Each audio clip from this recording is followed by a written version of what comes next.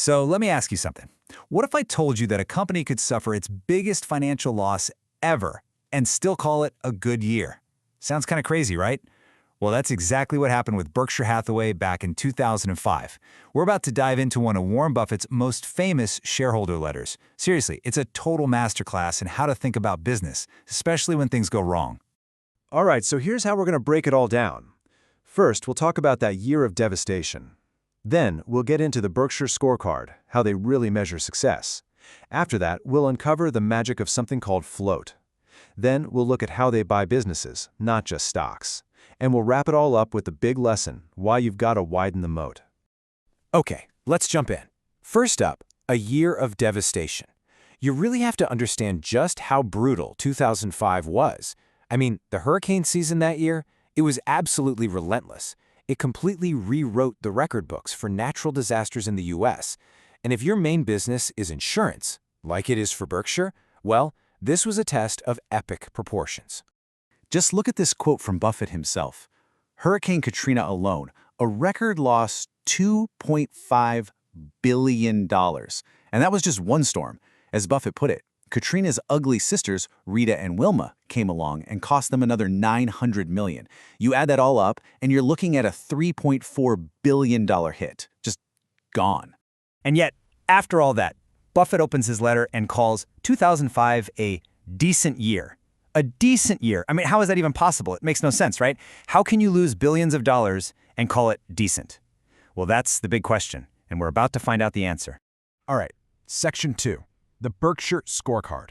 See, to get why Buffett wasn't panicking, you have to understand that Berkshire is playing a totally different game than most companies, and they're using a different scorecard to measure what truly matters. Here's the key right here. For Buffett, the stock price going up and down every day, that's just noise. He doesn't care. What he cares about, the real measure of how the company is doing, is the long-term growth in its book value per share. Basically, how much the company's net worth is growing for each and every shareholder. It's about building real, lasting value, not just getting a temporary stock pop. And this chart, wow, it just lays it all out. You can see how well this has worked over the years.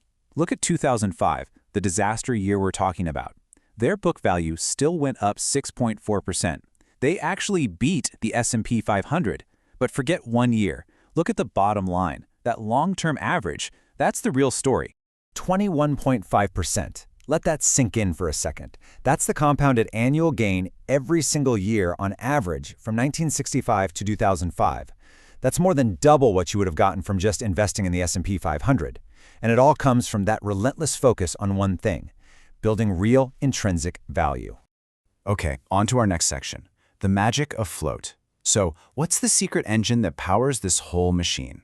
Well, it's a concept that's absolutely key to understanding Berkshire. You got to get this. It's called insurance float. And that brings us right back to that head-scratcher of a question, right? How in the world did they manage to thrive in a year with record-breaking insurance losses? I mean, they didn't just survive, their value actually grew. Well, the answer is this secret engine. So what is float? It's actually a pretty simple idea. You know when you pay your insurance premium, you give them your money up front, but they don't have to pay it out in claims right away. Maybe not for months or even years. All that cash they're holding on to in the meantime, that is the float. It's money they hold, but that they don't technically own yet. And the amount of float Berkshire has, it's just staggering. At the end of 2005, they were holding $49 billion of this stuff. This isn't some small accounting trick. This is a core part of their entire business model. It's huge. You want to know the best way to think about it? It's simple. It's like a giant 0% interest loan from all of their customers. And they get to take that loan and invest it for their own benefit. But wait, it gets even better. Here's the real magic.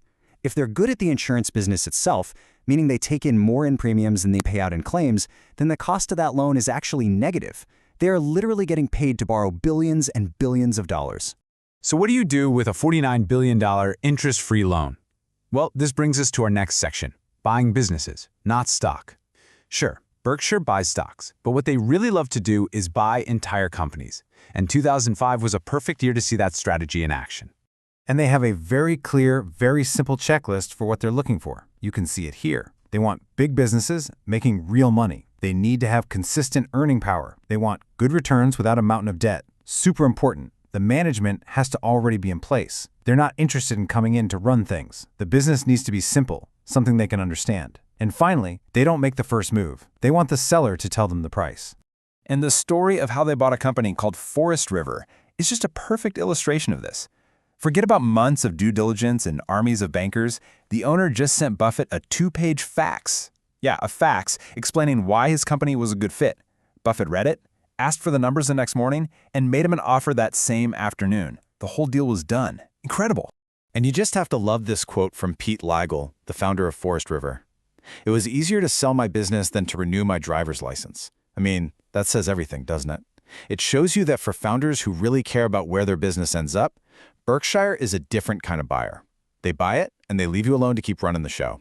And this wasn't just some one-time lucky deal. It's a pattern. That same year, the president of another company, Business Wire, read an article about the Forest River deal and thought, hey, I can do that. She sent her own 2-page letter, and boom, that sparked another huge acquisition.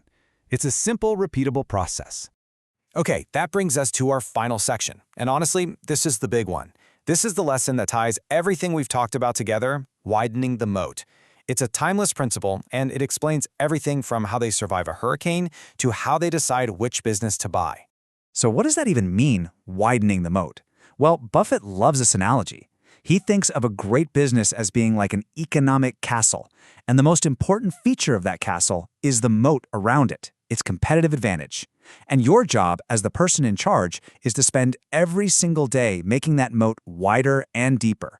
You're either strengthening your defenses or you're letting them crumble. And this quote right here is the whole philosophy in a nutshell. When the short term conflicts with the long term, you always choose the long term. You always widen the moat. A hurricane, even a massive one, is a short-term problem. Missing an earnings target is a short-term problem. But damaging the long-term strength of your business, that's a disaster. And that's why 2005, despite the losses, was still a decent year. The moat got wider. So I'll leave you with this question to think about. This whole idea of widening the moat, it's not just for giant corporations. It applies to you, to me. It applies to our careers, to the skills we're learning, to our own personal finances. So what's your moat? What's your unique, durable advantage? And maybe more importantly, what did you do today to make it just a little bit wider?